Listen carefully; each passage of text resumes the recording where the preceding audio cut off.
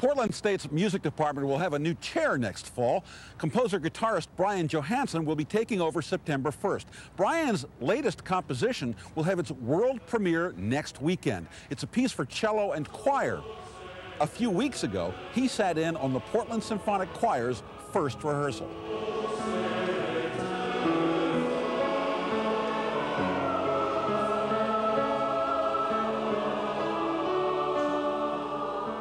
And it's without the cello. I know what this piece sounds like. I worked very hard to learn to hear what I compose, and I'm the only one at this point who really knows how it should go. And I'm there to help them hear what I hear. You know, I'm the composer. I'm not, I'm not the voice of God or anything like that. I'm a human being. I'm writing here. I'm standing here, creating it from my own hearing, and I want the choir to get it right. I want them to sound good, and if the fault is theirs, then we fix it, and if the fault is mine, then I fix it.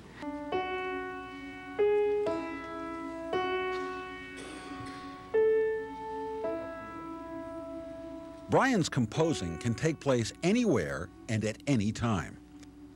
Everything is internal. I hear everything. I worked really hard to learn how to compose just by ear. So what happens is I'll sit out in the garden, I'll be on the bus going to school, wherever. I'm mobile, I can go anywhere. And I'll take some manuscript paper with me and I'll just start collecting ideas. And at some point, my brain and my ear puts everything together and it starts to come together as a piece of music. When that happens, and I cannot predict when that'll happen. I can predict that it will happen. I can't tell you when or how quickly the music will come out. Sometimes it's crazy how quickly the music will come out. Not only does he compose in public, but sometimes what he hears in public ends up in his music. The Ratcatcher's Dance on this CD contains bits of Queen's Bohemian Rhapsody, which he heard while walking by a video arcade when he was writing the piece. 2, 3, and loose, loose, loose and tenor. No, bass and tenor, that's sloppy. You have to get all the way up to What they asked me for was a piece for choir and some solo instrument, and they'd like the solo instrument to be hard. So, to be what? To be hard. It's hard to play. They want it to be a virtuoso part, you know? Like they want it to be this, ass-whomping cello part. You'll hold that pitch for its full value, just to contrast against those dots, just to draw your attention to it. So duck, duck, duck, duck, ya, duck, gunk. The accents at the beginning. Yeah, like 8/5. Well, I think those are maybe it's a passive-aggressive way to say I want fortissimo. As I'm doing this, I'm definitely hearing it. I hear this chord, I hear the movement of every part. These guys come up to F sharp. When I do this, I go from this, and sometimes I don't even have it on a page, it's just in my head. I'll go right to clear score. There's no mistakes there. It's ready to go. And when I'm all done with it, that's a page of score.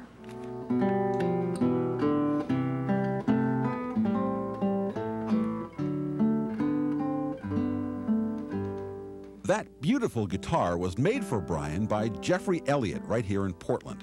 Around the same time, Elliott found a score inside an ancient guitar he was repairing.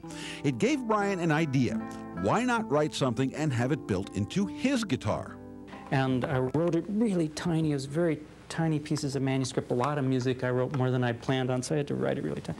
Then we glued it on the inside. And now the piece is on the inside, glued in there. I can't get at it. I don't remember it. It's the only score. So it's this special piece that will be, whoever buys this guitar from, you're going to have to take it out of my cold, dead hands, So it'll become my daughter's. And at some point, somebody's going to find that piece in there. There's this hidden piece. You mean you've never, when you've been alone, just sat there and tried to recreate that piece?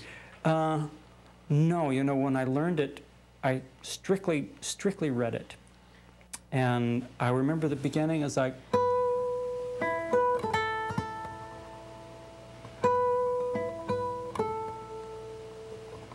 and something. That's it? Well, there's a lot more, but Yeah. that's all I remember. I purposely didn't want to memorize it because I don't want to have any sort of version of it out there. It's in the guitar, and I can't do that a lot. I did it once. There's one more very interesting thing about the writing of Lux Aeterna. So when I started this piece, Lux Aeterna, I thought this was a sacred text, kind of a requiem text about those who are dead, and sort of this shining souls of those who are now with the saints, the Catholic text.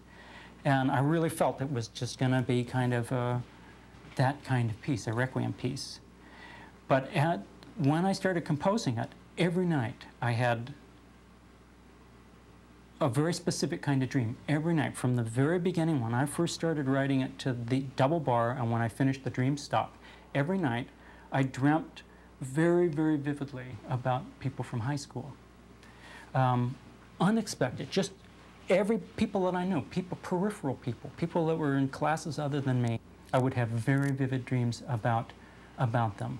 So what I began to learn about this piece was that in many ways, all those people from my high school, in many ways, are all dead to me. And they're just shadows in my memory. They're all frozen. They're all 14, 15, 16, 17, 18 years old. But they're alive, just really vividly alive in my memory. And I think that's part of what a requiem text is, and part of what any kind of celebration of people who have died is, that they continue to exist in some way in your memory. And this particular piece became all about all these people that I knew in high school. And so for me, personally, that's the meaning of this particular piece, is resurrecting some really beautiful ghosts from my past.